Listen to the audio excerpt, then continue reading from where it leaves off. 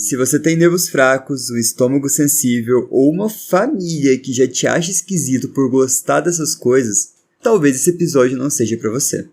Aqui a gente fala de histórias macabras, lendas perturbadoras e coisas que vão te fazer olhar 2 vezes pra sombra no canto do seu quarto. Se decidir continuar, não diga que eu não avisei.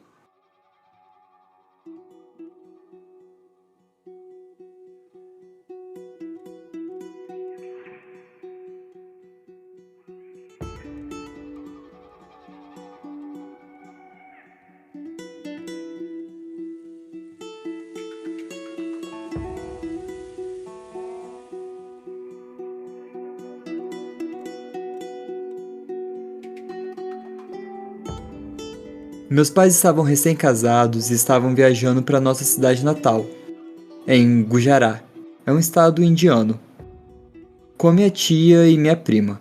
Eles iam de carro. Minha mãe estava sentada na frente e meu pai dirigia. Como minha tia tinha enjoo com o movimento do carro, ela trocou de lugar com minha mãe e passou para o banco da frente. Meu pai continuou dirigindo e, de repente, minha tia começou a gritar em indiano. Baia, você matou aquele menino! Você matou aquele menino! Todos no carro ficaram em choque. Um arrepio percorreu a espinha de cada um.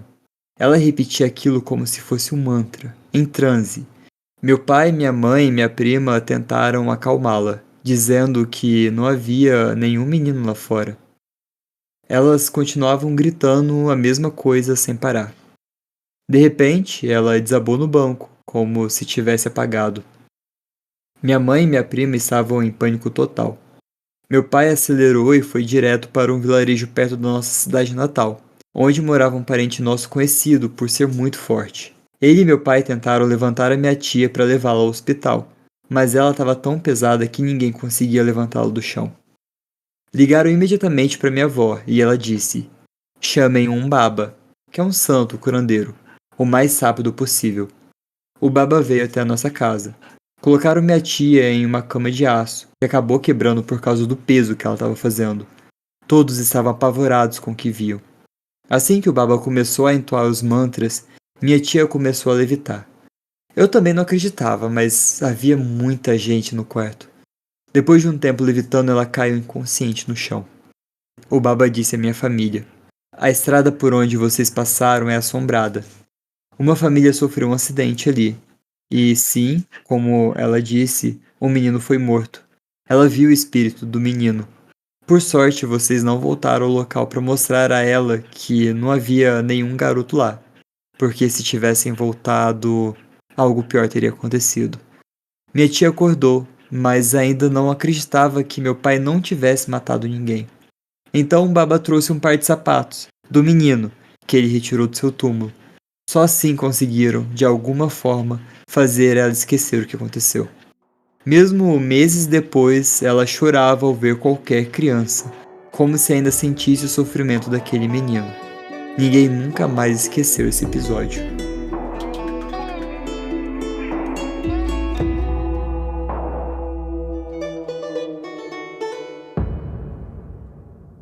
Olá, ouvinte! Tá começando mais um episódio do Terror.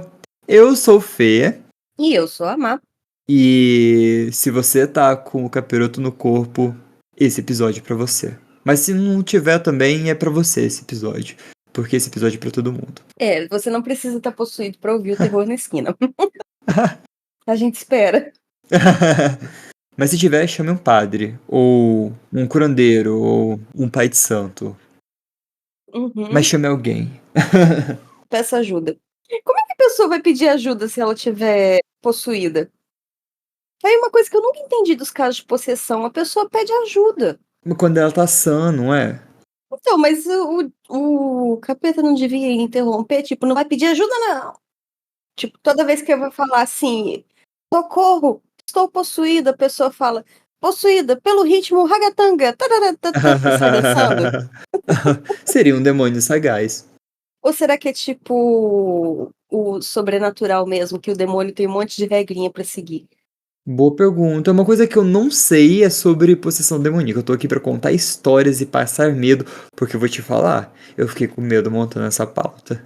Oba! Difícil eu fico com medo. Dificilmente eu fico. Mas eu vou admitir pra você que eu tenho medinho de possessão, sim.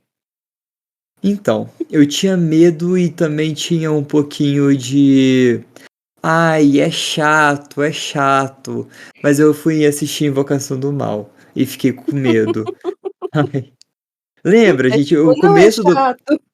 o Hum, começo do pod era pra ser sobre filmes. E a gente sim, começou com Invocação do Mal. Só que eu foi. pensei, porra, que filme chato, não vou aguentar assistir até o final e não Nossa, a gente assisti. assistiu até metade. Você daí, eu daqui, a gente assistiu metade cada um. Aí Não eu deu. pensei, porra, que saco. Aí depois eu fui reassistir e falei, até que é interessante. Aí na hora que eu cheguei no 3 e falei, é muito bom. Eu não Aí, tenho paciência, eu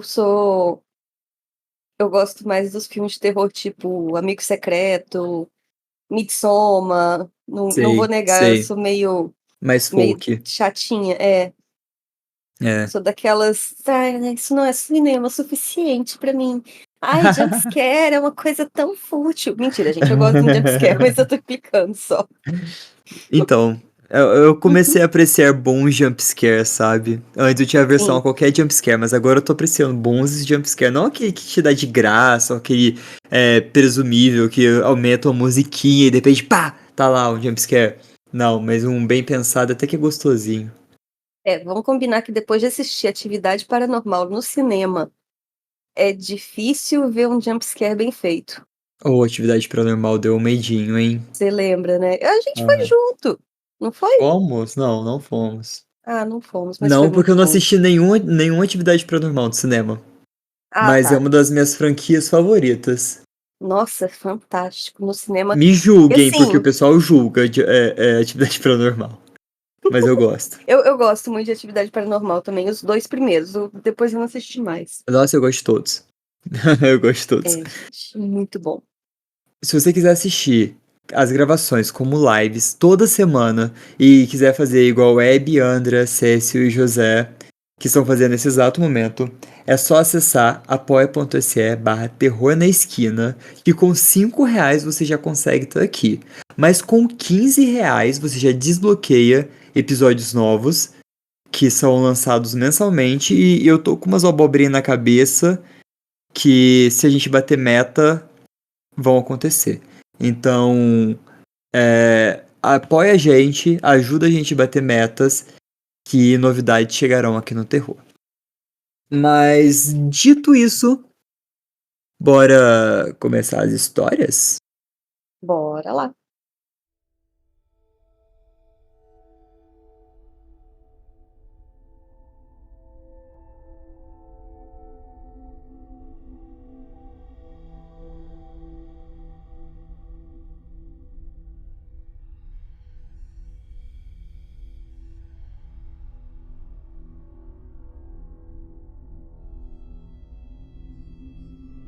Eu tinha cerca de 6 anos quando isso aconteceu.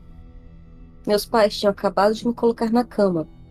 Eu moro numa região rural, então a noite é muito silenciosa e não tem barulho de carros.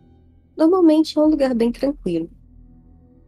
Eu estava deitado de costas quando, de repente, eu ouvi o som de unhas compridas arranhando a madeira debaixo da minha cama. O motivo pelo qual esse episódio ficou tão marcado na minha memória é porque até hoje eu consigo lembrar da sensação do meu coração caindo para o estômago e de ficar completamente paralisado de medo. Eu estava prestes a chamar meus pais quando meu pai saiu engatinhando de debaixo da minha cama e se levantou no escuro, me olhando. Ele disse: Você esqueceu de fazer sua oração. E então saiu do quarto. Eu, obviamente, fiquei em choque. Não saí da cama depois disso e, em algum momento, eu acabei dormindo. Meu pai sempre me lembrava de fazer minhas orações antes de dormir. Então, essa frase parecia algo que ele realmente diria. Mas eu não faço ideia do que levaria ele a se esconder debaixo da minha cama. Ele nega até hoje que tenha feito isso. Já falei sobre esse assunto várias vezes ao longo dos anos e ele nunca admitiu. Só que recentemente me dei conta de que meu pai definitivamente não tem unhas longas o suficiente para fazer aquele som profundo de arranhado que eu ouvi. O que vocês acham? Talvez eu tenha caído no sono e tido um sonho muito vívido. Também já considerei a possibilidade de ter sido algo paranormal. Editado. Obrigada a todos pelos comentários e relatos. Muitos deles me deixaram arrepiado também. Respondendo a algumas perguntas que aparecem com frequência. Não, eu não lembro se perguntei aos meus pais sobre isso na manhã seguinte. Mas desde então eu já toquei no assunto diversas vezes ao longo dos últimos 20 anos. E meu pai nunca sumiu. A essa altura, eu acredito que não tenha sido ele. Por quê? Primeiro, meu pai adora coisas de terror e com certeza teria assumido a autoria de uma pegadinha que me assustou tanto. 2. Meus pais já tinham saído do meu quarto faz uns 10 minutos, quando eu ouvi o som de arranhado. É possível que ele tivesse ficado para trás, mas não conseguiria se enfiar debaixo da cama sem que eu percebesse. E 3. Ele não bebe, então é difícil acreditar que ele estivesse desacordado no chão. Eu gostaria de acreditar que foi paralisia do sono, como muitos de vocês sugeriram, mas esse foi um único episódio assim na minha vida. Existe sim a chance de ter sido algo mais sinistro, e é algo que eu espero nunca mais encontrar.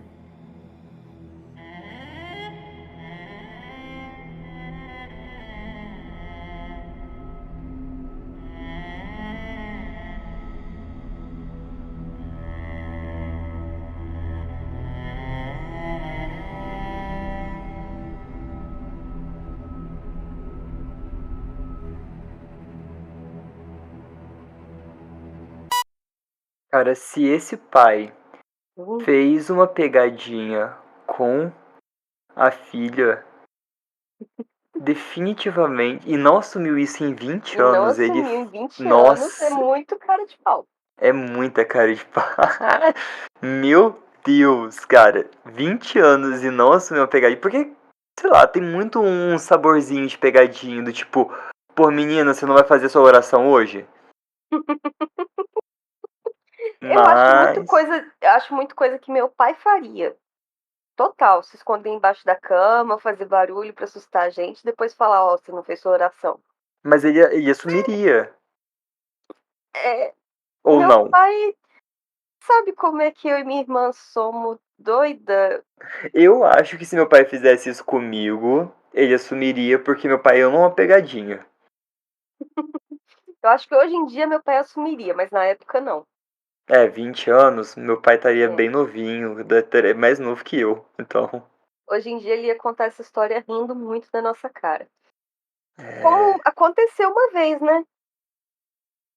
A Luísa escondia. Luísa, pra quem não sabe, gente, minha irmã mais nova, que foi amiga do Fê primeiro e a gente depois que ficou mais amigo. A gente dormia no mesmo quarto e normalmente quando eu queria assistir filme de terror, a Luísa se escondia pra assistir também. Ou a Luísa assistia Eu assisti filme de terror escondido com a Lu. muito, né? Um dia tava nós duas quase dormindo, de repente eu ouço a Luísa assim: Marina, tem alguma coisa no meu pé. Aí eu meio dormindo assim, o quê? Marina, tem alguma coisa no meu pé. O que foi, Luísa? De repente, Marina! E ela pulou da cama dela pra cima de mim. E eu, né, assustada, joguei ela pro canto da parede, fiquei procurando o que tinha acontecido. E ela começou a chorar. E eu olhei pro chão, assim, pra ver o que era. Era minha mãe, que tinha vindo engatinhando do outro quarto, com a mão no chão gelado, e Aham. segurou o pé da Luísa e puxou. Que sabor! Eu não sabia se eu acudia a Luísa ou se eu ria, porque minha mãe tava deitada no chão rindo e eu tava achando uma graça. E a Luísa ainda não tinha entendido o que aconteceu. Ai, gente, nossa. Ai, que maldade.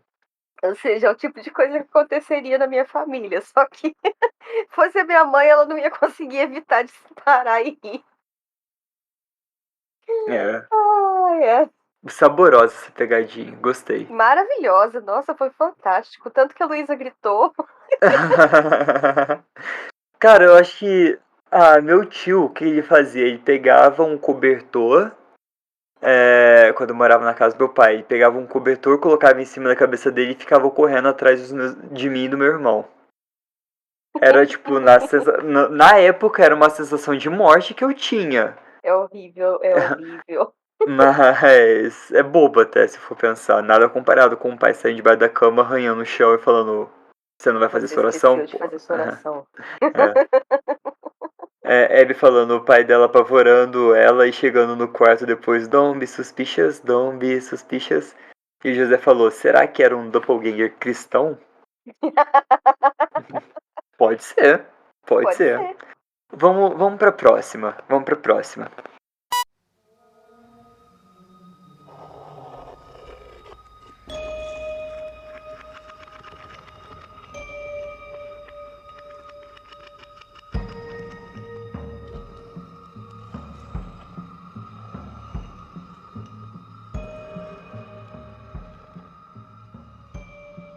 Eu posso te contar um caso muito interessante, mas infelizmente, nesse caso, eu preciso ser longo porque não dá para resumir em poucas palavras. Foi um pouco difícil, mas eu tentei. Partindo do princípio de que, segundo a igreja, o diabo é puro espírito.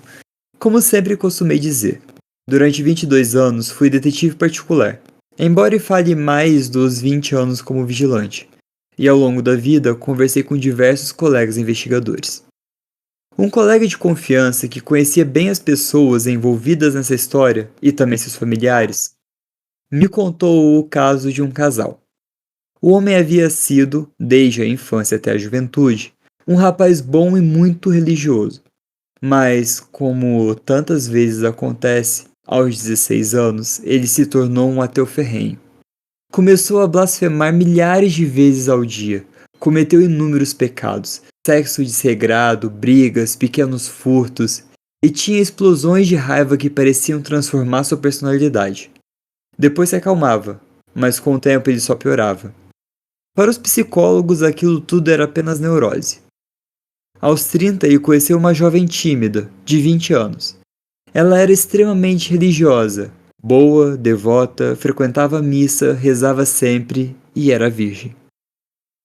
Aconteceu algo em comum entre eles, uma sintonia afetiva fortíssima, algo especial e fora do comum. Ele fingia ser outra pessoa, atraía, blasfemava quando ela não estava perto, vivia na mentira. Ele ainda tinha seus acessos de fúria, mas ela suportava tudo. Eu poderia me estender mais aqui, mas eu vou direto ao ponto. Eles se casaram na igreja. Ele fez isso por fazer e passaram a viver juntos. O relacionamento seguiu o mesmo padrão. Ele dominava, ela se submetia. A partir dali começou o calvário. Ele já não conseguia mais fingir. Ela dizia que rezava por ele, continuava indo à missa, comungava, o perdoava sempre. Mas quando mais ela o perdoava, pior ele ficava. Coisas estranhas começaram a acontecer. Por exemplo, toda vez que ela voltava da missa, ele ficava furioso, mais fora de si do que o normal. Se ela dizia, rezei por você, ele explodia em fúria, parecia possuído. Quando chegou maio, mês da Virgem Maria, ele passou a ficar ainda mais agressivo a cada dia. E então veio o inacreditável. Ele estava cada vez mais nervoso, gritando, proferindo heresias e ofensas. Ela anunciou que passaria 2 dias em um santuário, convencida de que poderia curá-lo com suas orações. Durante esses 2 dias, ele foi tomado por um desejo absurdo de pecar. Prostitutas, blasfêmias, soberba, drogas, álcool. Ao reencontrá-la, ele estava tomado de um ódio como nunca antes. E aí veio o choque. Ele a insultou de todas as formas. Ela chorava compulsivamente. Mas então, algo inacreditável aconteceu. Ela explodiu. A jovem, antes submissa e pacífica, teve um ataque de fúria.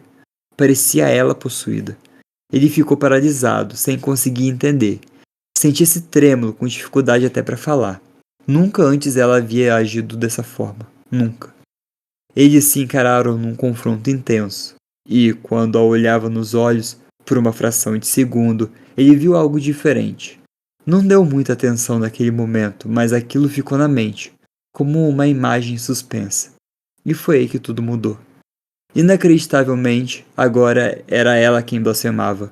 Ela abandonou completamente a igreja, se tornou agressiva e ele, contra toda a lógica, passou a se reaproximar da fé. Voltou a ser como era quando era criança. Os acessos de raiva sumiram dele, mas agora eram dela. Parecia que uma doença mental havia explodido nela. Os familiares não a reconheciam mais. Ela foi levada à psiquiátrica e o diagnóstico parecia indicar algo como esquizofrenia. Teria muito mais a dizer, mas o assunto se tornava cada vez mais pesado e complexo. Chegando ao ponto central, numa noite, ela parecia possuída. Gritava. Ela não conseguia nem falar. E foram dormir. É difícil descrever o que aconteceu depois. Ele estava na cama, em pânico, e durante a noite sentiu o corpo dela se mover rapidamente, como se balançasse em ritmo acelerado. Ela sussurrava algo repetidamente, um refrão, sempre o mesmo. Foi então que ele reuniu forças, se virou para ver e teve de novo aquela visão que vira durante o confronto anterior. Dessa vez ele percebeu e ligou os pontos. Por uma fração de segundo, o rosto da sua esposa se transformou. Era o rosto do bode do diabo. Disso ele tem 100% de certeza. Virou para o outro lado completamente gelado, paralisado, e não conseguiu fazer nada além de tentar dormir. Na manhã seguinte, ela teve um colapso psíquico e foi internada com um diagnóstico de psicose paranoide esquizofrênica. Ele, por sua vez, mergulhou em depressão profunda. Não era louco, tinha entendido. O diabo me armou uma armadilha. E de fato, nunca mais foi o mesmo. Aqueles acessos de raiva sumiram para sempre, mas isso não teve qualquer valor positivo. Tentei contar como eu pude. E o que tem a ver com o meu trabalho de detetive? Tem a ver porque, depois disso tudo, a família da moça procurou meu colega para investigar o que estava acontecendo. Mas essa já é outra história. Como se diz por aí a noite vira madrugada.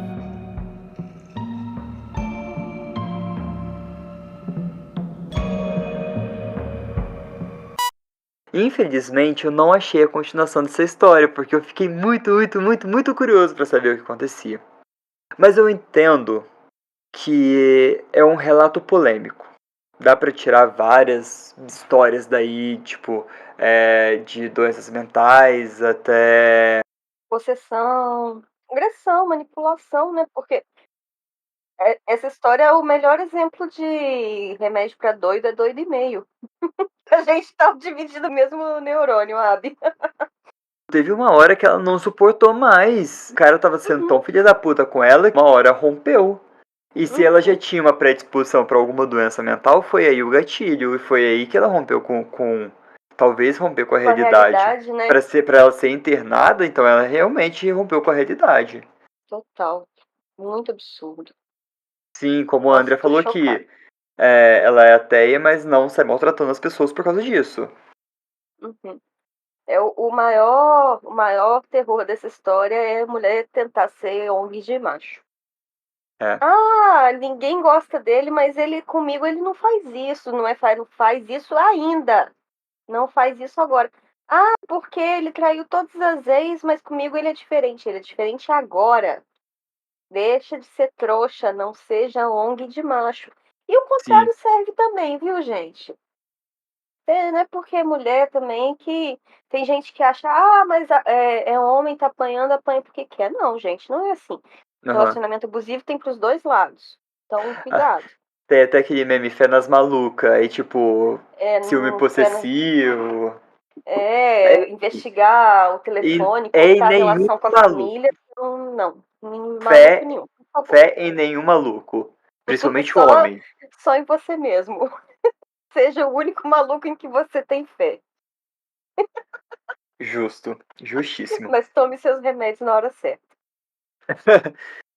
Mas é muito polêmico. E o pessoal, comenta aí nos comentários do Spot o que vocês acham. O Comenta que aí que a gente vocês tá acham?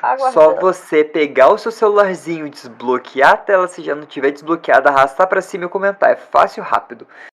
Garanto que em nenhum minuto você vai conseguir deixar um comentário maravilhoso pra gente.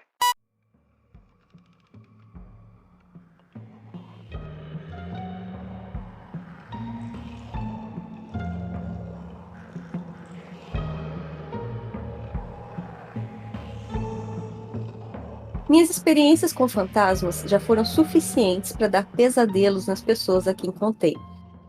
Normalmente, no dia seguinte, elas vinham reclamar dizendo que não conseguiam mais dormir à noite.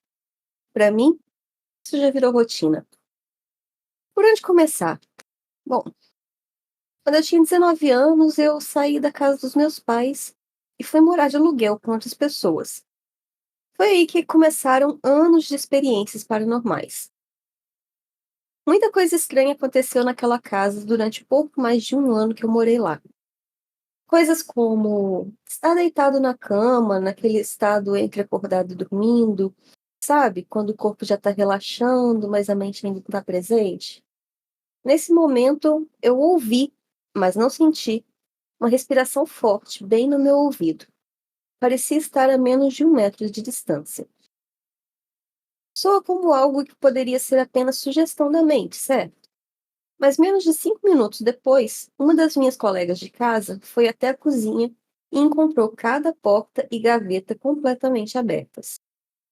Ninguém mais tinha ido até lá, e ela mesma tinha sido a última a entrar e estar na cozinha, com tudo fechado, claro.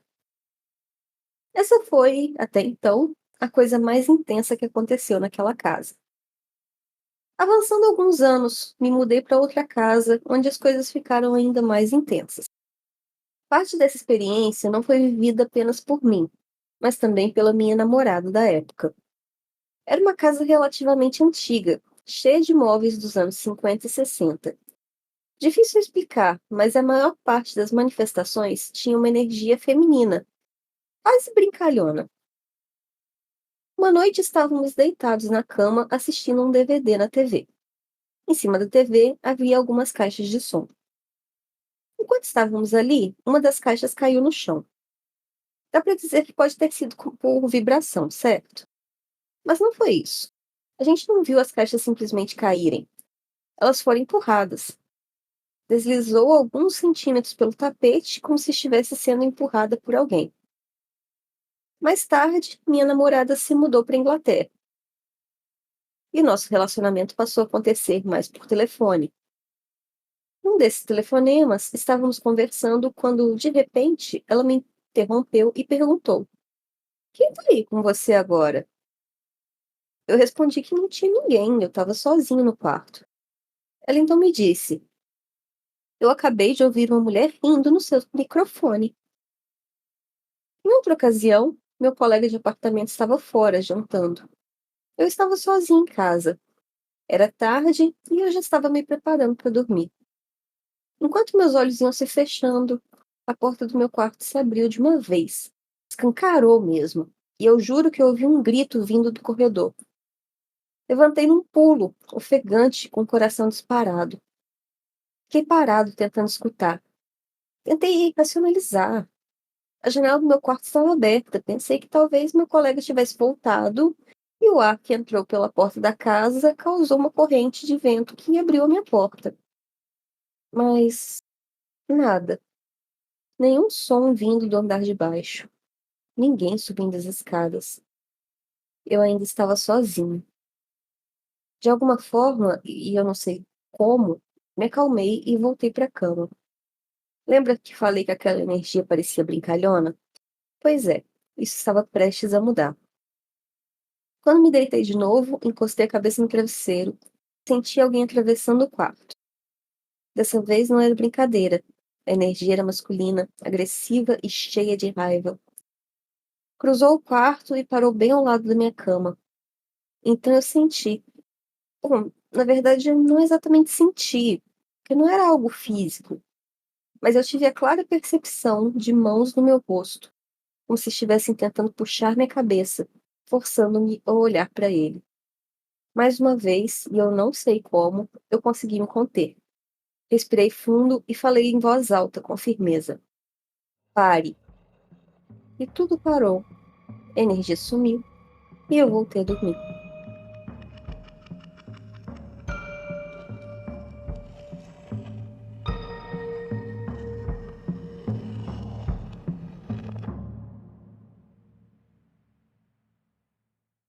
Esse é corajoso. Nossa, é muito, porque eu não ia ter voz pra falar pare.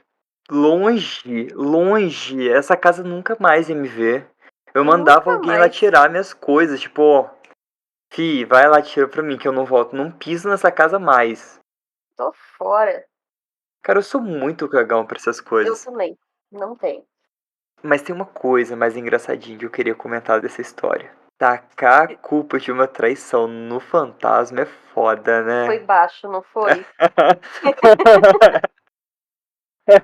Essa foi baixa. Ai, A mulher tava rindo no microfone dele. A namorada ouviu ela. sorte a dele que tem histórico. Que a namorada já tinha vivido isso antes. É, Sorte a porque dele. olha, eu não tinha acreditado, não. Ah, você é muito desculpinha fajuta, né? Porra, Muito. Não dá pra acreditar, não. fraquíssima. Eu não sei como. Só fez os barulhos de vez em quando. Coisa de boa. Ai, ai. Ai, ai. Agora a gente vai começar a entrar na parte mais obscura dos relatos.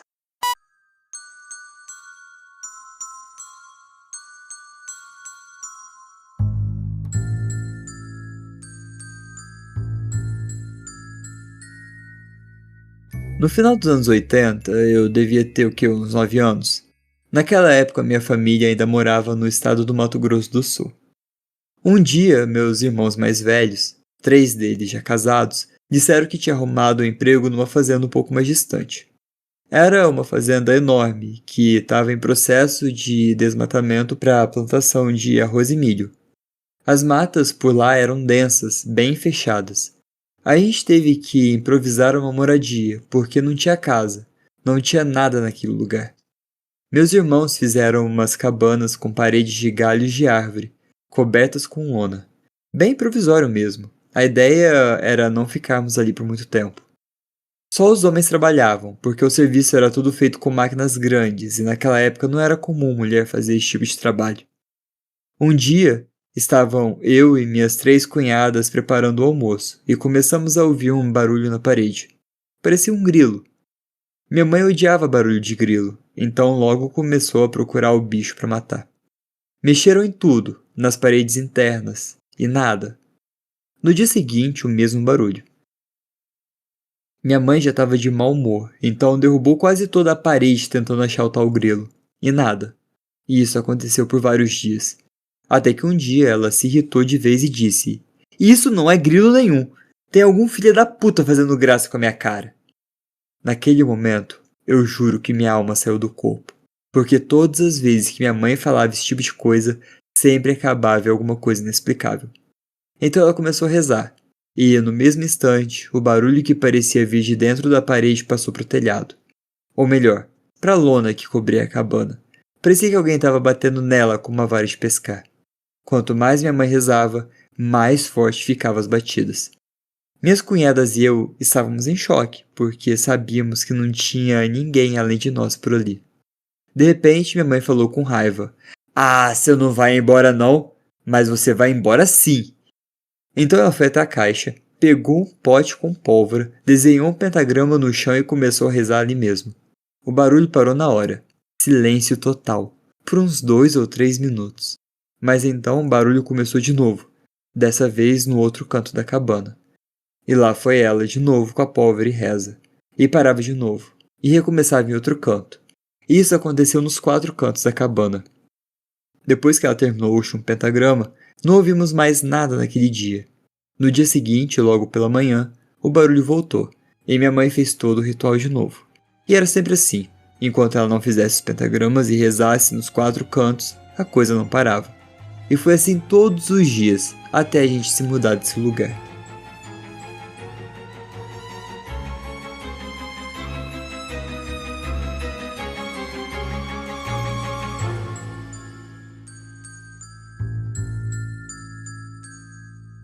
Bizarro, né?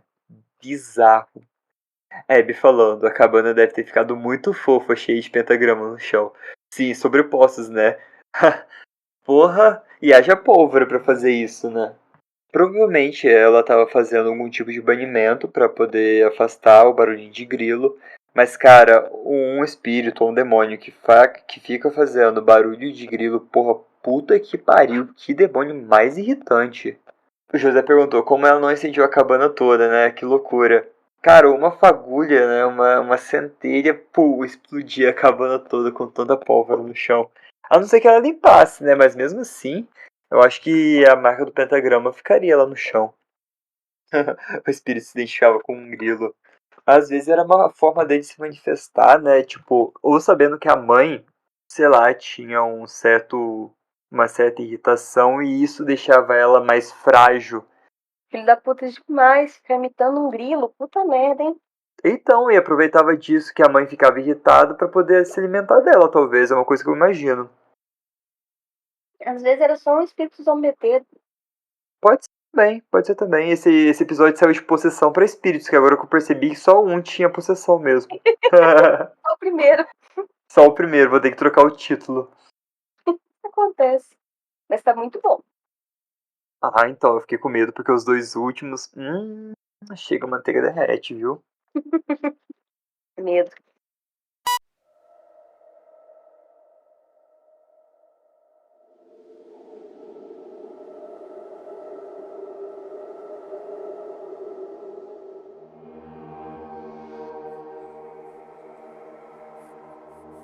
Na época em que eu ainda namorava com meu esposo, eu costumava dormir na casa dele nos finais de semana, quando estava de folga.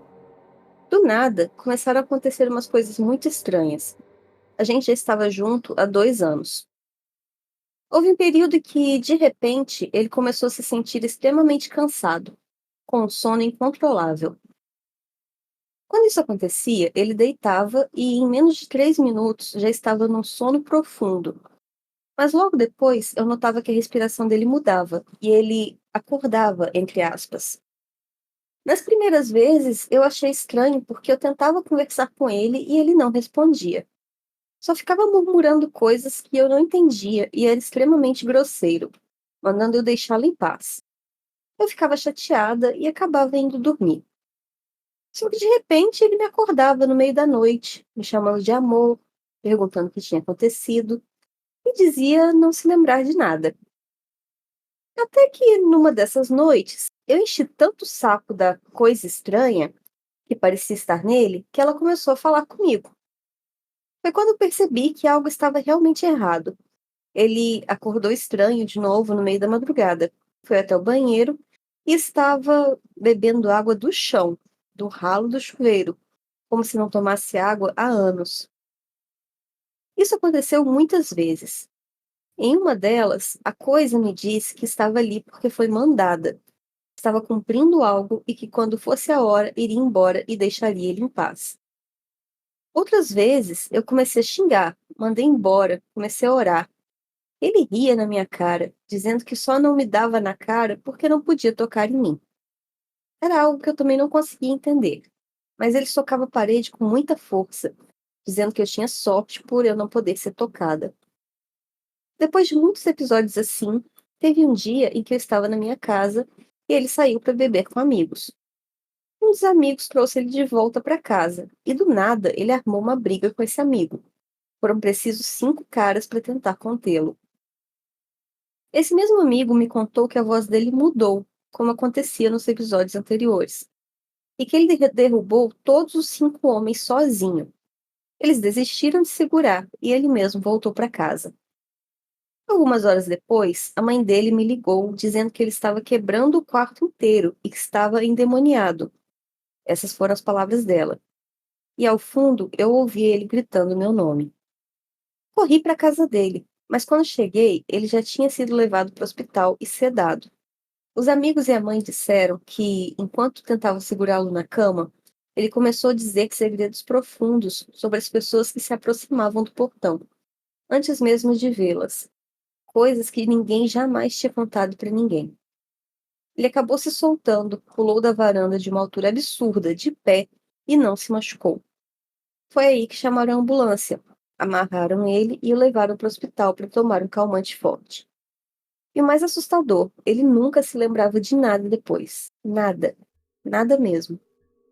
Meses depois, ainda aconteceram mais alguns episódios. Então, do nada, parou. Nunca mais. Hoje estamos casados há mais de 3 anos e nada disso aconteceu de novo.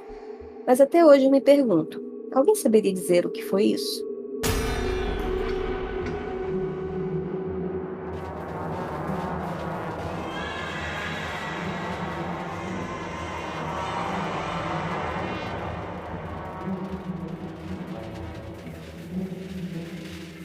Foi alguma coisa mandada que estava proibida de te tocar e que quando acabou que Ele mesmo disse, tô aqui mandado.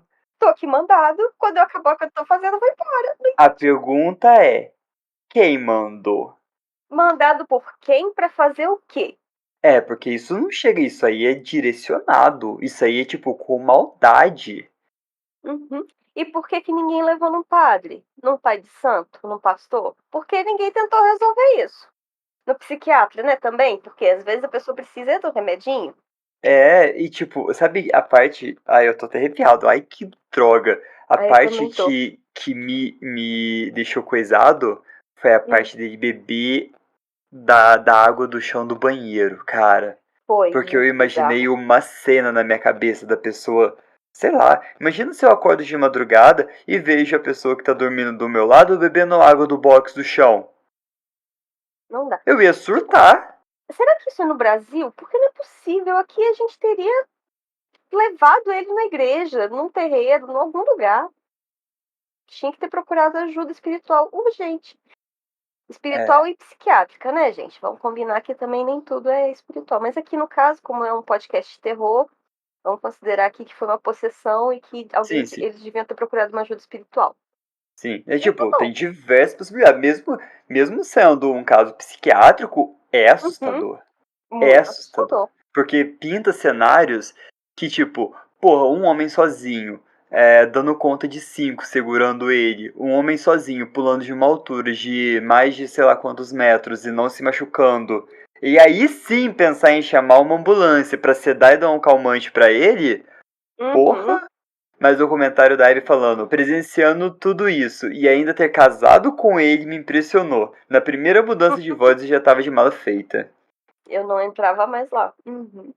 E José falando, bebendo no água do chão e depois querendo te beijar. Eca. É. Aquele servinho de mosquitinho do chão, hein? Mosquitinho de Ah, banheiro. eca. Bora pra última. Saideira, saideira, saideira. Saideira, saideira, pra ficar bom.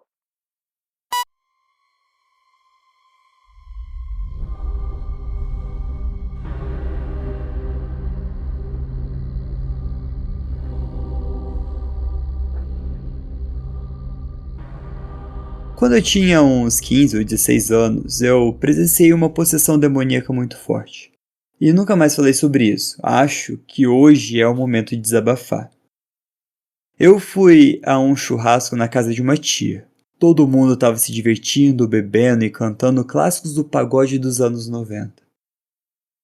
Tudo estava bem até que o namorado de uma das minhas primas começou a passar mal e foi deitar em um dos quartos da casa. A princípio ficamos só preocupados, mas logo ele dormiu. De tempos em tempos, a minha prima ia até o quarto para ver se ele estava bem, com medo de que ele vomitasse dormindo. O dia foi passando, escureceu, o churrasco foi chegando ao fim, mas como de costume, ainda tinha muita bebida. E aí ficaram só os mais íntimos da família. Foi então que ouvimos um barulho muito forte, como algo pesado batendo no chão dentro da casa. Corremos para ver o que era. A cama onde o namorado da minha prima estava tinha quebrado, e ele estava no chão, desacordado. Minha prima tentou acordá-lo, mas ele não reagia. Enquanto ela falava com ele não demonstrava nenhuma resposta, até que ela disse: Meu Deus, acorda! No momento que ela falou Meu Deus, ele rosnou, agarrou o pescoço dela, ainda de olhos fechados e completamente desacordado. Ela gritou e eu e meu tio corremos para soltá-la. Com muita dificuldade conseguimos tirá-la da sua mão. De repente ele começou a gargalhar e se contorcer no chão. A gente achou que ele estava delirando ou que tinha bebido demais, talvez alucinando. Tentamos levantá-lo para levá-lo até o banheiro e dar um banho nele, mas era impossível. O cara magro, com no máximo 80 quilos, parecia um bloco de concreto de 1 tonelada. 2 homens não conseguiam tirá-lo do chão. Os vizinhos, ouvindo a gritaria, começaram a aparecer. Uma das vizinhas, uma moça que frequentava uma igreja próxima, começou a rezar. E foi aí que tudo começou a ficar absurdamente sinistro. Bem rápido.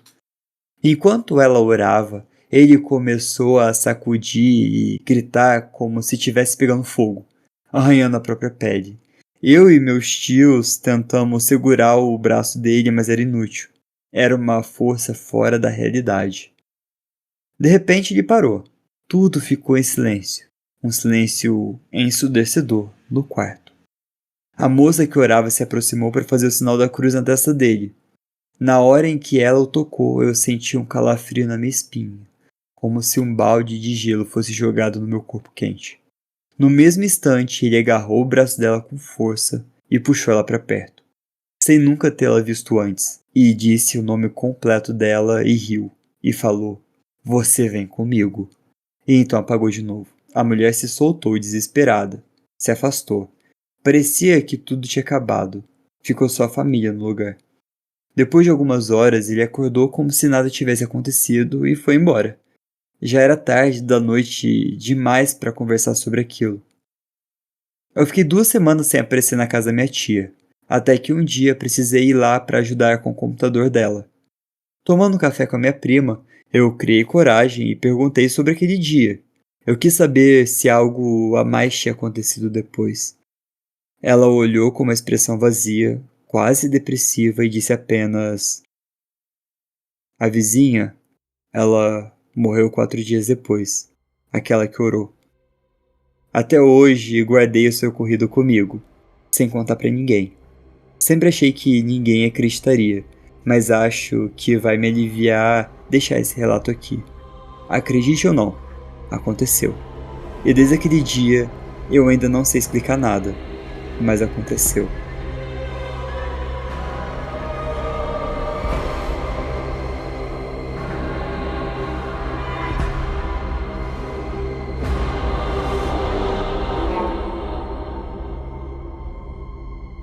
E eu tô arrepiado pra cacete. Nossa, Que eu tô com muito. ódio. Agora eu fiquei com medo. A mulher morreu. A mulher morreu. Que se isso Morreu. foi uma coincidência do universo, o universo foi muito filha da puta. Nossa, eu tô toda arrepiada. Tô com muito medo. Mas isso, claramente, ele segurar o braço dela, puxar pertinho, falar o nome todo sem conhecer e falar: você vai comigo? Meu Deus. Caralho. Eu acho que por essas e outras que tem uma regrinha do Vaticano, né, pra exorcismo. Não é qualquer padre que exorciza, não é qualquer demônio que tenha permissão de ser exorcizado, né? Mas, Não, gente, olha, nem igreja evangélica a pessoa simplesmente sai orando pra exorcizar ninguém, não, viu? Igreja evangélica, pelo menos a que eu frequentava, tinha um monte de regrinha também pra exorcizar. E eles não comentam muito, não, mas acontece. você tem que provar pra igreja que a pessoa tá possuída. Tem, tipo, uns critérios que tem que seguir lá. Eu não sei te falar quais são os critérios, mas, tipo, tem critérios que a pessoa tem que preencher. Eu acho que uma delas é falar uma língua que já é morta, tipo latim, aramaico, alguma coisa do tipo, sabe? Sânscrito. Então, É mas isso, Andrea. A gente ficou mal acostumado com o sobrenatural, que os enxertos só chega lá no exorcizão, você vai homens imundos e não sei o que, e o demônio sai do corpo e não é assim que funciona. não é assim que funciona. Não é qualquer um que pode exorcizar ninguém, não, gente. Barra Pesado. pesada, a moça aí meteu o louco, foi lá rezar, colocou a mão na testa, porra, 4 dias depois, não foi nem Samara. Deu nem 7 dias pra organizar a casa. Cara, 4 dias depois, que filha da puta. Vocês não saem orando por ninguém, pondo a mão na cabeça de ninguém, não. E também não deixa ninguém pôr a mão na sua cabeça também, não. Principalmente se você acha, se você suspeita que possa ser um tipo de possessão. Mas você falou essa de colocar a mão na cabeça, você me lembrou de Eragon, que tem uma cena que, tipo, me explodiu a cabeça de todos os livros. Que o Eragon, quando ganha. Quando Nossa. consegue o dragão, né? Ele fica super importante, ele é endeusado e tudo mais. E ele começa a ter poderes, né? Daí Sim. ele vai abençoar a menina e Nossa, amaldiçoa que ela. dó, velho. Puta que pariu. Que ódio Na que eu hora que eu tenho li isso, eu dessa falei, não é parte. possível que o autor teve essa perspicácia de falar. Ele, ele tem que fazer as orações numa língua que ele ainda não conhece direito, né? Ele vai, tipo, que você seja protegida de todo mal, e de algum jeito ele fala que você proteja as pessoas de todo mal, e coitada. Nossa, gente, que dó Cara, e dessa ela fica menina. com o capetão no corpo. Ela fica sofrida. Fica. Mas, gente, esse foi o episódio. Isso Comenta aí. o que vocês acharam. Se você tem alguma história que quer compartilhar, essa é a hora. Se for muito grande, manda e-mail. Mas essa é a hora, deixa um comentário que essas últimas duas histórias merecem. Olha, acho que todas elas foram muito boas, mas essa última me pegou desprevenida.